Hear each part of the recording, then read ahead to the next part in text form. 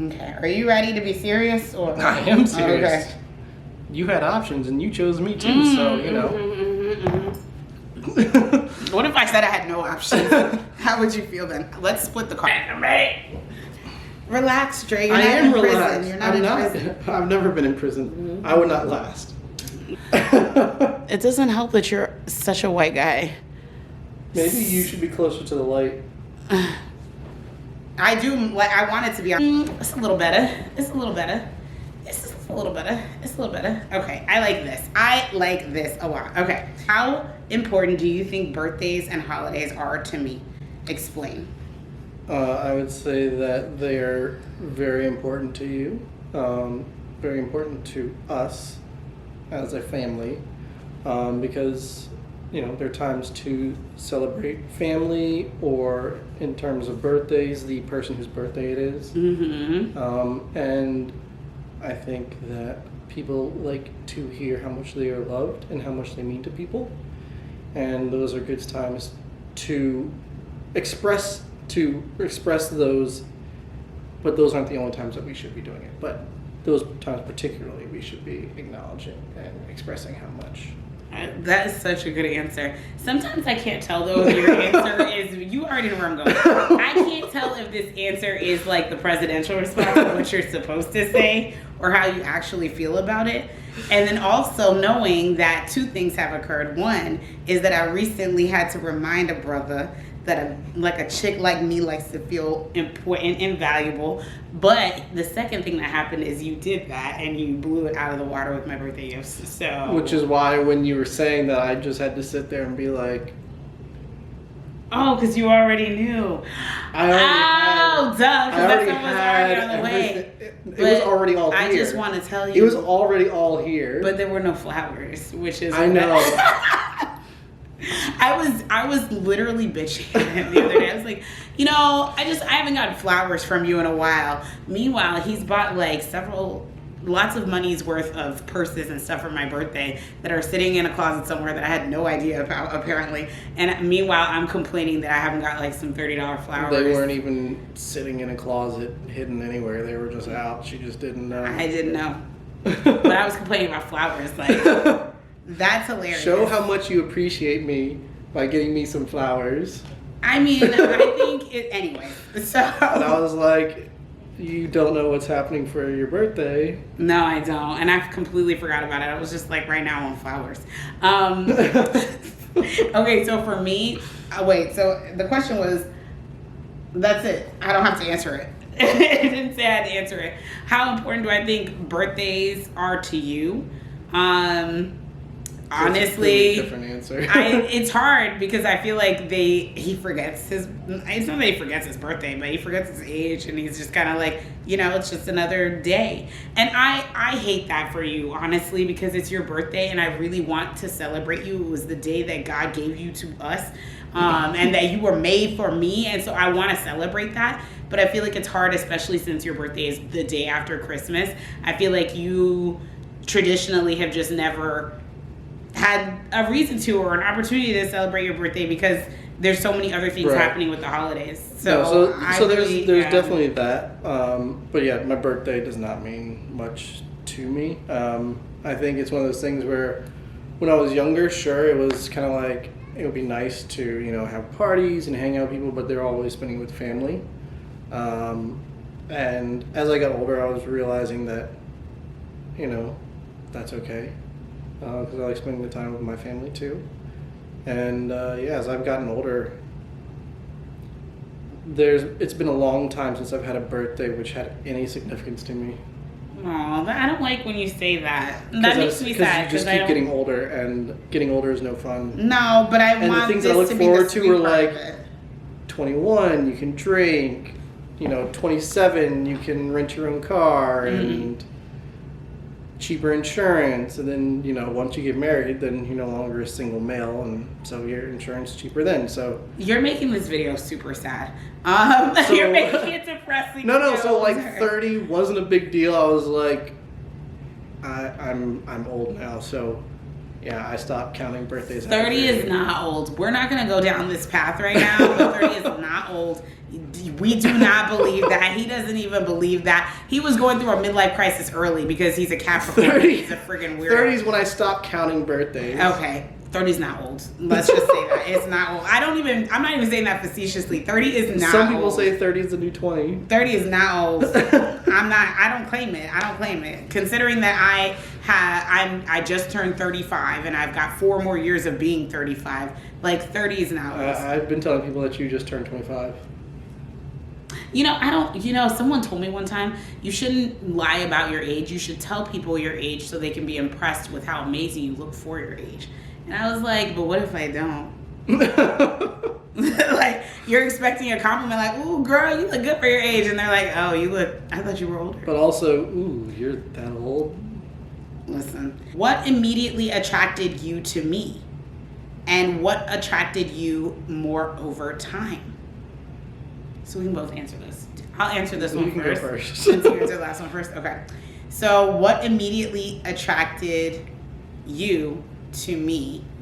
No. Me to you? Yes. What did I find you attractive? Because you're answering and then I'm going to what answer. immediately attracted me to you? I don't know that attracted. What did I find most attractive about you immediately? What is it? Like what drew me to you? Right. Okay, what drew me to you immediately? This is hard because if we're talking about online, because we met on a dating app, and so I didn't actually physically meet you in person until a few weeks after we had connected on the internet. It might have been months. No, it wasn't months. It was like 3-4 weeks. It was something like that because we started talking around the March, and then we had our first date in April. Because our first date was like April 15 or something like that. That was our anniversary. The fact that you're trying to... No, I remember it was April, but I thought it was that we had been talking for... It was no more than a month. I thought it was like more than a month or two before we saw each other in person. It was no more than a month. I can tell you right now, there was a lot that was going on, which is what pushed it to a month, but it was not more than a month. I would not be talking to somebody on the internet for 2 months and never meet. That's weird. That's like a catfish. Oh. And Dre would do that. So online, I gotta talk to you and figure out, are you real or not? I think you could find that out in less than 2 months. I mean, I did. So what I first found attractive about you that drew me to you, I will say online, I think it was definitely the way you put your profile together and the way you spoke about life and your family. So anybody who's ever been online dating, there's a lot of riffraff men on the internet. Let's just be real. There's a lot of nonsense out there, right? DM me to find out. Pictures of their chest, like gym pics that are faded and old and clearly not from this decade. A lot of weird things. I'm not even getting into the really, really weird things, but there's a lot of nonsense men on the internet. And so you start to quickly figure out the red flags. For me, I don't need a flag to be red. Girl, just give it a tinge of any kind of maroon, hint of pink, and I'm done. It's starting to turn yellow. It's the yellow, and I'm done. I don't want anything to do with it. That's just me. And I do think it's worked in my favor. But in any case, I didn't get any sense of any really red flags. I really didn't see any red flags. So that was the first thing. And then he had pictures of his family, and I will never forget. Actually, I have it screenshotted in my phone because that's the picture I was using to share with my friends and family. Ooh, this is the guy I'm talking to on the internet. But it was a picture of him with his mom and his sister and his nephew, and that picture is burned in my brain because that's one of the first images I have of him. And I was not a lot of guys put their families on the internet. Sure, some people might do it to try to bait you or whatever have you, but it was that coupled with everything else, the way he spoke, and the very last thing was the fact that when I clicked that I liked his profile, he didn't immediately click that he liked my back, which told me that he wasn't just looking for ass. He actually was investigating who I was to determine if he thought we were a comparable or compatible match. And at first I was like, who the hell does he think he is? Because obviously I'm a good catch. And, he eventually, we liked each other's profiles. And then the rest is history. You know Spoken like this. a true female. Oh, okay. So, as a female. guy, A female. I saw her images and I was like, okay. Yeah. Yeah. So I saw her, I was like, okay, well, let me look at the profile. This might be too good to be true. And so I looked at the profile and I was like, okay, she seems like a real person. So then I got the notification that you liked me, because I think I was paying at the time for that stuff. Yeah. And I was like, okay, do some more research. So I was like, then I was like really reading like line by line. I was like, okay, she seems real. She seems legit. Do I show that I like her? Do I message her first? I don't know. So I don't remember. I think I liked your photo, and then we ended up as a match, obviously. And then we started chatting, and yeah. So You know, as I got to know you, yeah. I mean, a lot of what, obviously, physically, you're very beautiful, but no, I loved that. You know, she was highly educated, more educated than me. She is, you know, she's really big into her family, and over the years, she's demonstrated that, and that's always something that's been important to me, was someone who was really connected to their family and really helped to keep the family connected, or connect to their family, because that's something that I value. It's something that it's not a skill that I have per se, but I value in others. And so I really value that in her. Like, if she's not talking to me, I'm pretty sure she's talking to her mom or her cousins. And that's multiple times a day, so. It's true. We gossip a lot. That's really sweet. You know, that reminded me of, like, it took me all the way back to the beginning of our relationship. Like, it's so funny.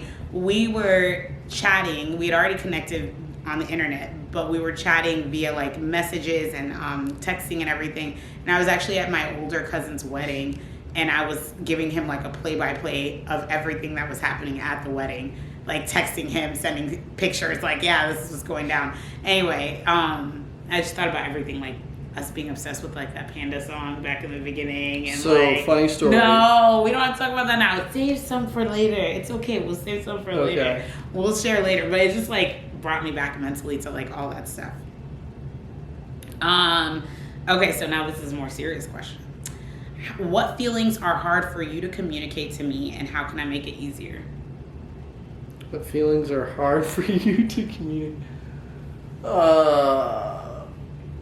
So I am, outside of, you see me tearing up a lot because of, like, right now.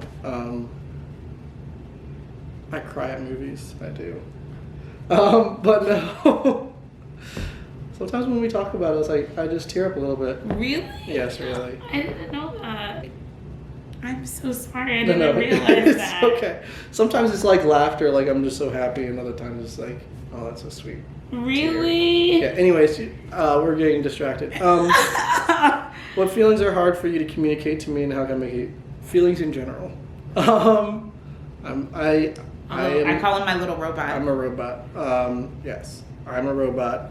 And part of us connecting was acknowledging that we did not necessarily have the best examples of how to communicate in a healthy relationship. And so that, coupled with just who I am, you know, as a black male in society, like, you're not supposed to show your feelings, you're supposed to be stoic no matter what, you know. I feel like it's been ingrained in me to keep everything close to my vest so that no one knows what can hurt you. And even those closest to you, they can hurt you as well. And so a lot of it is just whenever everything's not okay, be it I'm upset, be it I'm sad, be it I'm disappointed. That's when it's difficult, or when I don't agree. Because I tend to go with the flow. I'm very, you know, I like to have a status quo, like, okay, there's disagreement, I'm trying to find a way to resolve it so that we can move forward. So just in general, I'm just like, any kind of emotions. And so... I try really hard to pull No, them so she does. And we have to always... It's always a discussion, because there'll be times when, you know, she's very passionate, and so she's feeling these big emotions, and she's looking at me, and there's nothing here. She's like, do you have feelings? And I'm like, I do, but I don't know how to express them. And sometimes I'm afraid of what I'll say will hurt, or things of that nature. And so it's always a constant struggle to express that. And it's something that we're working on, and we're going to continue to work on, because it's not something that is just going to magically be fixed. No. But I will say on that note that I think having recognized it for yourself, I think it's really good that with the boys that we encourage them to, like, you know, share and express their feelings, because it's not just about the fact that you never got to, but you don't even have the tools. Like, you don't know what you don't know. And I think that obviously, as you've mentioned, like, it's something that you are working through, but I also think that you've made a lot of progress with it in terms of, like, the way that we communicate with each other. So I don't want you to feel like I haven't noticed that at all. I do, but I also feel like we're, you know, doing the right thing for the boys too, which is good. Yeah, like, obviously the hardest thing for any relationship is you've just had it out and you don't want to talk to each other. She's better than me at being like, okay, I don't want to talk to you, but we need to talk. We have to talk. We have to figure this out. And I'm like, sometimes I'm not ready, and I'll be like, I need a few more minutes. But sometimes it's just like, all the minutes in the world are not going to make any difference, so let's just do this. And so, yeah, you know, it would be nice if I did that, initiated that more, but, you know, right now we have a balanced understanding where we are emotionally in our relationship and trying to, you know, grow together, so. So the next thing, because you just mentioned it, is how can I make it easier for you to do that? So obviously it's just something that we always have to be in communication about. Even when we don't want to talk to each other, we have to express, I am still mad, but we need to talk. Let's come back in 10 minutes. I know you need more time. Let me know, but we need to come back. Yeah. And that goes for me as well, you know? No, but that's a good point. Yeah. Like, sometimes, you know, because you're usually the one that's going to come to us and come to me and say, hey, we need to talk. I can be the same person, be like, hey, we need to talk. I still need some time. That, you know, I love you because you just put on yourself what you need to do. But what we're talking about is what I need to do, which is I need to also respect when like you need time. If you're not coming to it right away, like, it's a fine balance, because I also know that if I don't come to you, I may never have this. We may never have this conversation. I might be sleeping on the couch for a day or two, just because. That's funny. Well, my turn. Yeah. What feelings are hard for me to communicate to you, and how can you make it easier for me? So I know that the feeling that's hard for me to communicate is when I am feeling overwhelmed, or when I'm feeling like stressed. I will say I think that the reason that I have difficulty communicating it is because sometimes I'm so used to taking on so many things that I may not sometimes realize that I have overloaded myself, or that I've set unrealistic expectations for, like, my day or my ability to do things. And then at some point I'm like upset with everyone around me because I couldn't do a million things in a day. And it's like, baby girl, no one can do a million things in a day.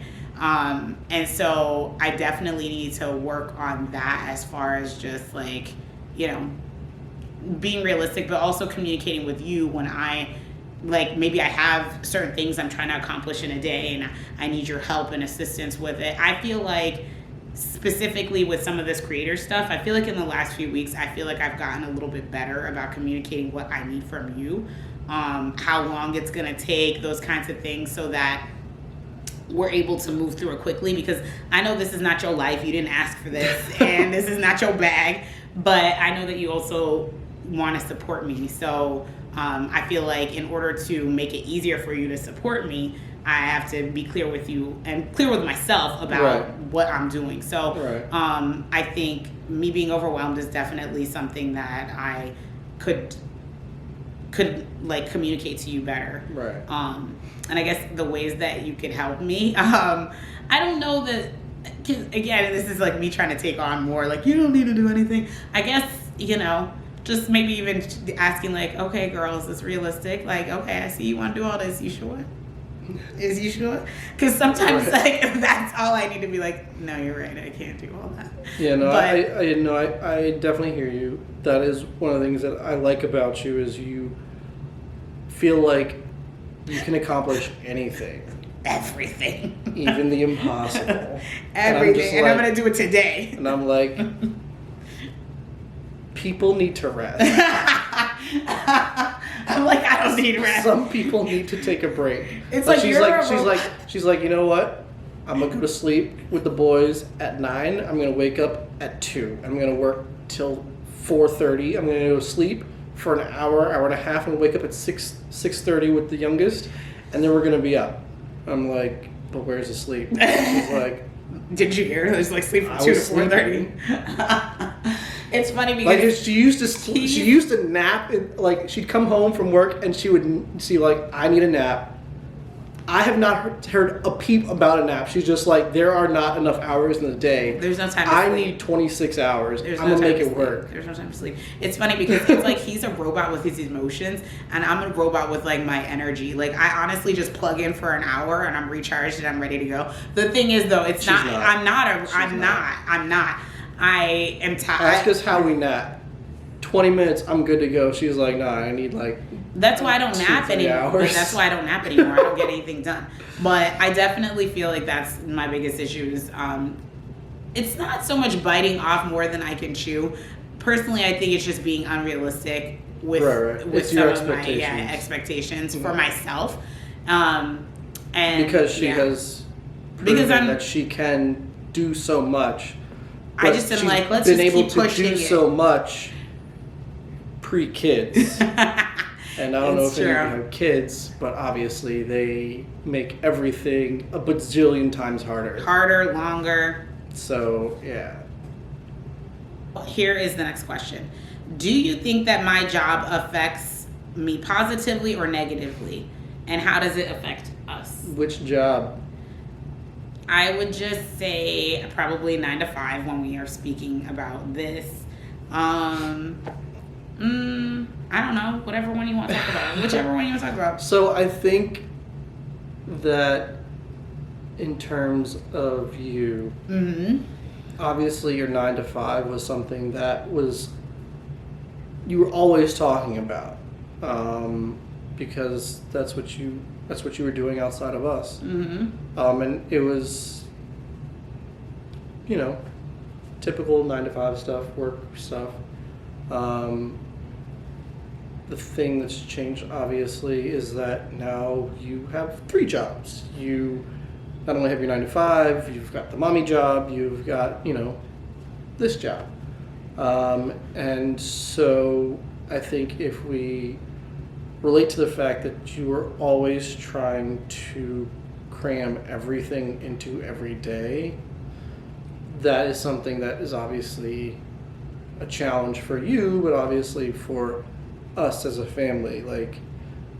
And so it's how can I best assist you while still, having some time for me? And we've had it, we've already had discussions about it. So it's just like, okay, we've had this, discussion, and I think recently we've been doing a better job of, hey, as you said, you're communicating what your needs are, you're understanding what is more realistic, what is not, and when things are not working out the way that you imagine them to be, you'll be like, okay, how do I pivot? Helped, I think, tremendously. So Really? I don't think that what would have been an issue, say, a month or two ago is necessarily an issue because we've been working at it. Because I appreciate that. um, I've been you know, making a conscious effort to do better with Right. that. Like, so because you know for everybody's sanity. we've had this talk before, but we are two very self-aware individuals, maybe to a fault. And so we're always doing self-reflection, whether we communicate that to each other or not. But it does help us understand, you know, who we are, what we're capable of. No And- bullshit. You really think I've been doing better? No, I wholeheartly You agree. noticed it? Yes. I definitely been trying. I know. I definitely been trying. You know what made the difference? The boy, the big one. And he gonna do whatever the hell he want, and there is absolutely nothing I can do about it. And so at some point I was like, you know what?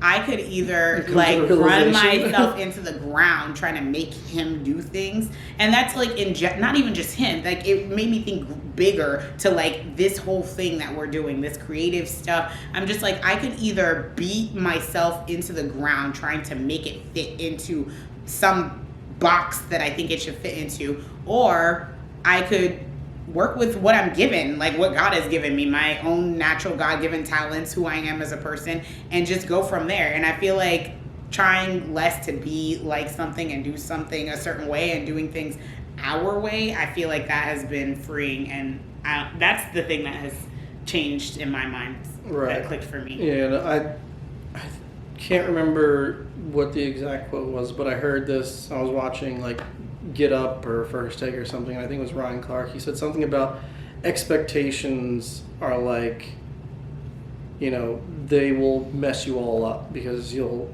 have this picture and this image of what things should be, as opposed to, you know, doing the best you can to make the most of the situation and then letting it be what it is and taking the best parts from that. And so, for better, for worse, our boys are very much like their parents in a sense. They set their mind to something, and that's what it is. If you say the sky is blue and they say it is bluish green, it's bluish green. You're not going to convince them. So you can fight that battle all day and be frustrated or be like, you know what? Yes, at times it is bluish green. And just let it be that. Yeah. And so, yeah, I know what you're talking about. Like, we took some pictures recently, and there was you had expectations for what the pictures would be. I was like, I had no expectations, and so I was actually sitting there chuckling, unfortunately, during some of it, because I was just like, this is a ish show. But here's the thing, I didn't have expectations. I had desires. I think it's okay to have wishes and hopes and desires, but I think it's also really important to take a step back and just be okay with that. If those things don't happen, that you're going to be okay. Right. And that is what it was on that day. Right. I still had hopes and wishes and prayers that it was going to go a certain way, but the brother chose differently, and I was just like, it's gonna be all right. Like, no matter what happens, it's gonna be okay. Yeah, we still got pictures. We still got photos. Even like, I mean, there's just nothing you can do about some of that stuff. And I guess my point is just like, having a kid makes you realize. The question for you. So, go ahead.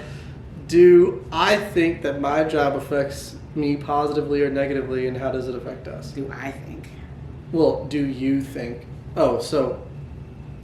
Do you think that my job affects me positively, negatively? Does it affect us? How? Well, you know I have thoughts about your job. I know you do. So here's the thing. I think your job affects you. Overall, I think it affects you positively as a person, right? I think it's important to have purpose. Like, you're also a leader in your position, so there are people who look up to you, there are people who trust you with the work that you do. So I think overall, I think it affects you positively. I think it affects your your confidence and your self-esteem. I don't mean like day to day. It's not like you're like getting out here every day like, oh my god, I'm a big boss. But I just mean in general, like it always feels good to know that people are looking at you because you're knowledgeable and you know what you're doing and they trust you. So I think that is very good for you in that sense. I think in terms of like us as a family, I don't love the timing of your job. I don't like it. I don't like that you work till 7 p.m. I don't love it. And that is something that I'm trying to like figure out how to work around.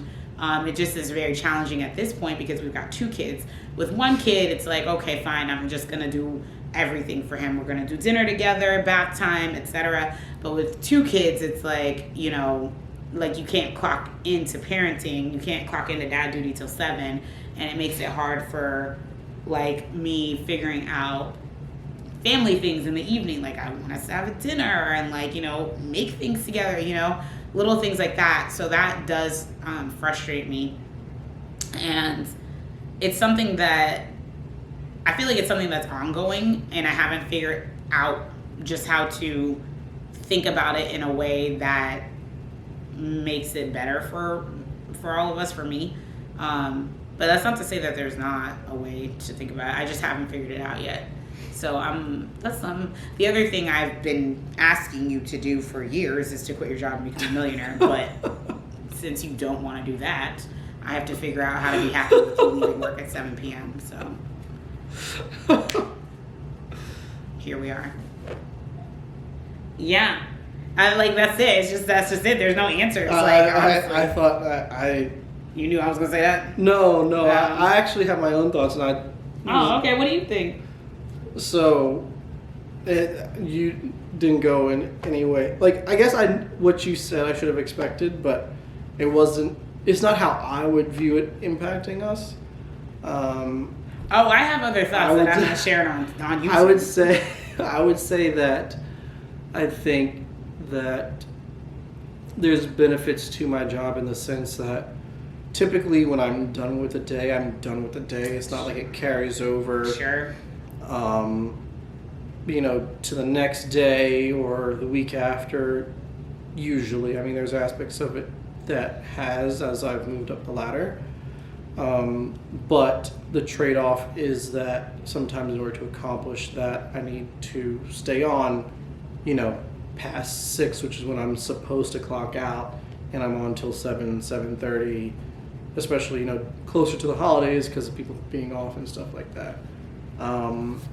But more importantly, I think, is that because of my role, I have to always be on and switched on and engaged to foresee potential issues that may arise for others on the team, or,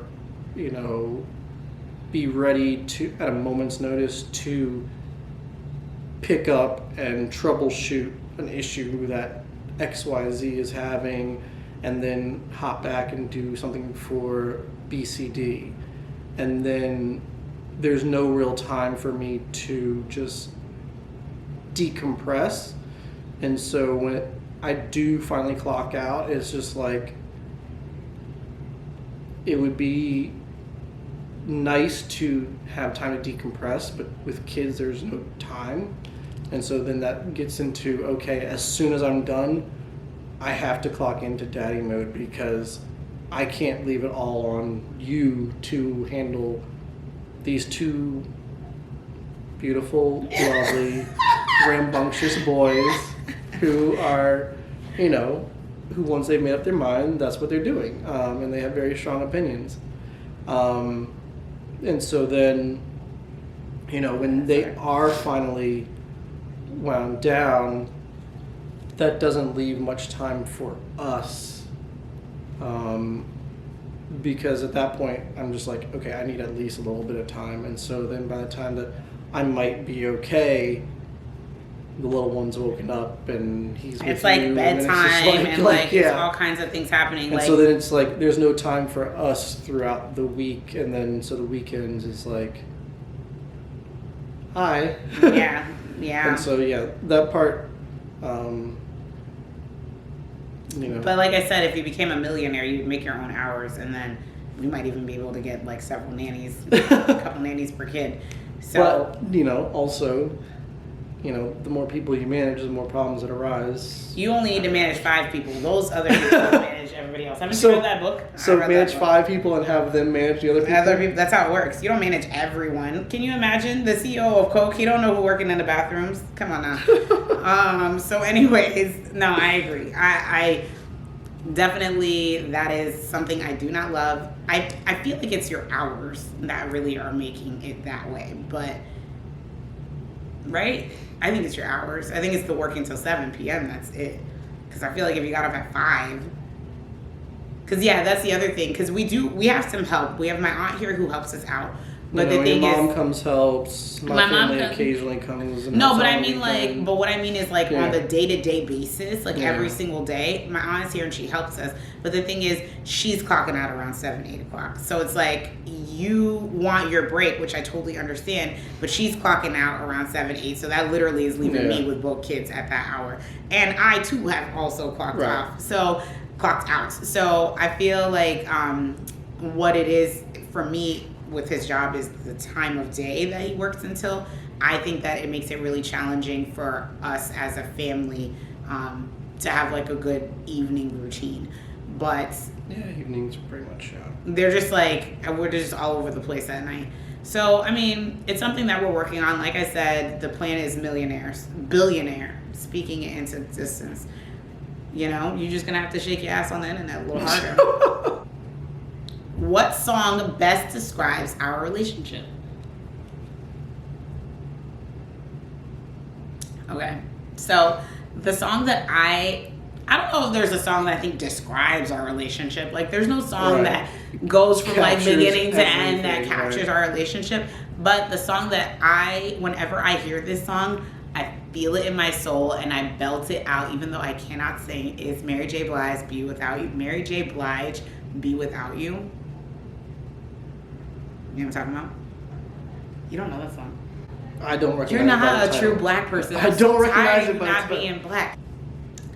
We've been too strong for too long, and I can't be without you, babe. I'll be waiting up until you get home because I can't sleep without you, babe. That doesn't help.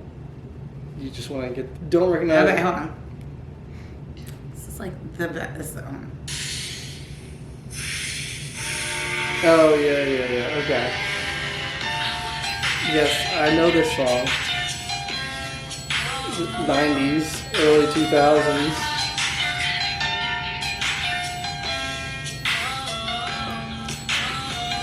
Yes, I know this song. Okay, this is the line. This is literally from the beginning. Chemistry was crazy from the get-go. Neither one of us knew why. We didn't build nothing overnight because a love like this takes some time. People swore it off as a phase, said they can't see it. Now from top to bottom, they see that we did that. Yes, it's so true that. Yes, we've been through it. Yes. Anyway, I'm like getting chills. I love that. That's like my favorite part of the song too. It's like just about the foundation that we have created, what we're building on it, and just watching it grow and flourish. Like that's when I hear that song, I feel that song. I feel that song about us. Just saying. Okay, go ahead. After you. So for me,